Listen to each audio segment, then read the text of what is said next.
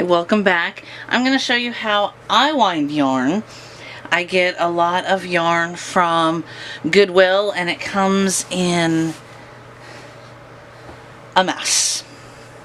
So after I kind of detangle it as much as I possibly can, which I'm not going to show you how I do because it's going to take forever to do that mess, I will show you how I use my electric boy winder. Very simple. It plugs in. The bottom has a suction. Just kind of set it wherever you need to set it. This should be up. When you set it down, it goes down and it doesn't move too much. Sometimes it does. Then you take your ball of yarn, your skein, whatever. I'm going to show you with something that comes out pretty easily. You just feed it through this little notch here, around these little guys, and down there. So you're on this tube. This tube has 2 notches on each side. I usually only use one, have a good long tail, shove it in there.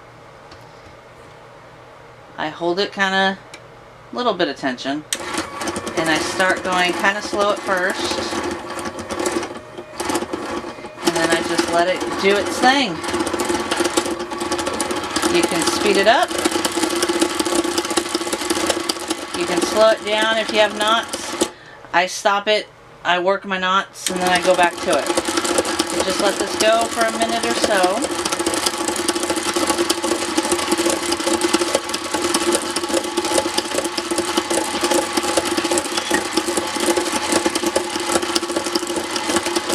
And it doesn't move all over the table, depending on what kind of table you have. If your table's bumpy, then it will. It just needs a good suction in it though. And it does pretty good size yarn cakes.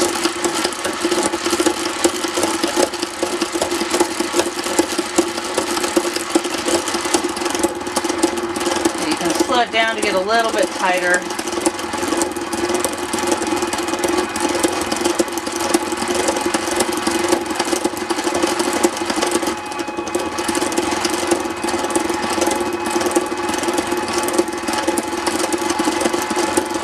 When you're done, you turn it off, cut it. I flip that over. You literally scoot it out, make sure to get your yarn that's in that center. Make sure to pull that out.